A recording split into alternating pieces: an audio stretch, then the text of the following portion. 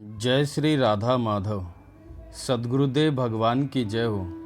पूज्य श्री भाई जी की पुस्तक से या तो संत की अनुभूति सर्वदा मिटा दीजिए और उसकी जगह पर भगवान की ऊंची से ऊंची कल्पना जो आपके मन में हो उसके अनुसार उसी भगवत सत्ता को अभिव्यक्त देखिए, अथवा भगवान को भी भूलकर सर्वदा एकाग्रचित्त से एकमात्र यही उद्देश्य बना लीजिए कि संत के चरणारविंद में कैसे प्रेम हो।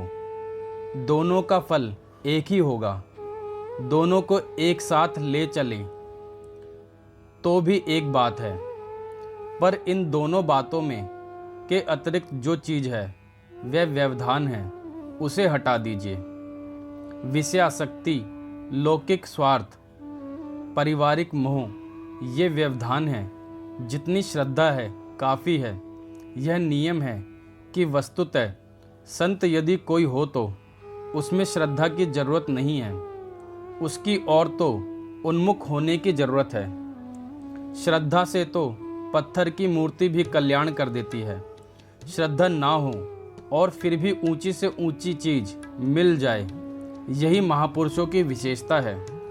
यहाँ फैसला श्रद्धा के तारतम्य से नहीं होता, उन्मुक्ता के तारतम्य से होता है। यही उन्मुक्ता का तारतम्य ही पारमार्थिक स्थिति के ऊंचे नीचे स्तर की प्राप्ति में हेतु हो जाता है। यह बिल्कुल आवश्यक नहीं है कि आप संत के वास्तविक स्वरूप को जानें।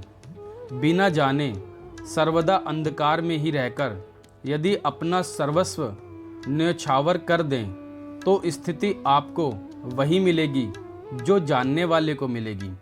जानने वाले को कुछ विशेष मिले यह बात नहीं है।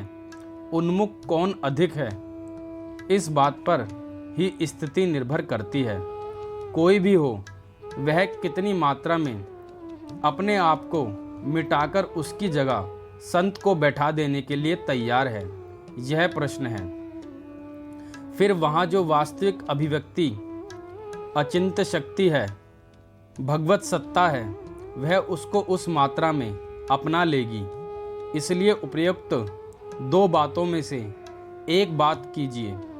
मेरे कहने से नहीं, सर्वदा शास्त्रीय प्रमाण को देखकर, सूत्र को रटकर संत के ढांचे की जगह भगवान को देखिए, अथवा हे संत, हे संत, हे संत यह रट लगाकर बस सर्वदा अनन्य ममता विष्णु की जगह अनन्य ममता संत चरणेषु कर लें।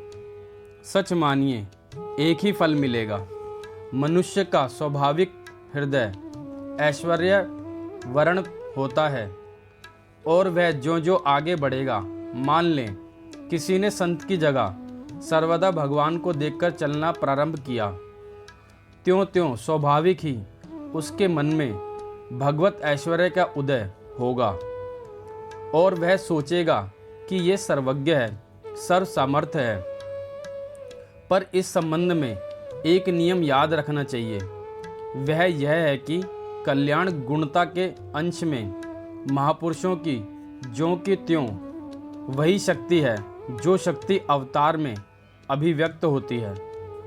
परंतु ऐश्वर्य के प्रकाश की शक्ति श्रद्धालु की श्रद्धा पर निर्भर है। ऐश्वर्य का प्रकाश केवल उस श्रद्धालु के लिए ही होगा कि जिसका सर्वदा संशयहीन विश्वास, परिपूर्ण विश्वास संत के एकमात्र भगवान के ही होने का हो चुका हो।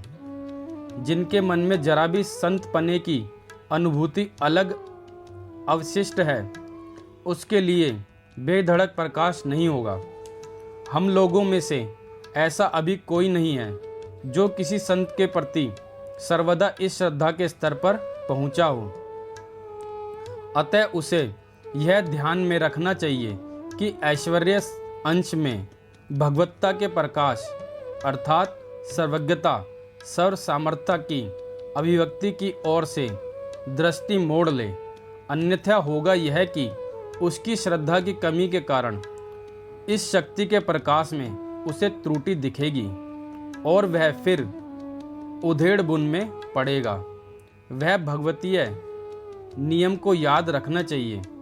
अवतार में और भगवत रूप संत में जो जीव भाव को लिए हुए जन्म थे और फिर भगवत सत्ता में विलीन हो गए, दोनों में अंतर यही है कि जो अनादि सिद्ध भगवान का अवतार है उसमें तो दोनों शक्तियों की अभिव्यक्ति अर्थात कल्याण, गुणता एवं ऐश्वर्य की शक्तियों का प्रकाश बिना श्रद्धा के ही होता है। पर सर्वोच्च संत में केवल कल्याण गुणता ही प्रकाशित होती है। ऐश्वर्य श्रद्धालु की संशयहीन श्रद्धा होने पर ही कहीं प्रकाशित होता है। जय श्री राधा माधव।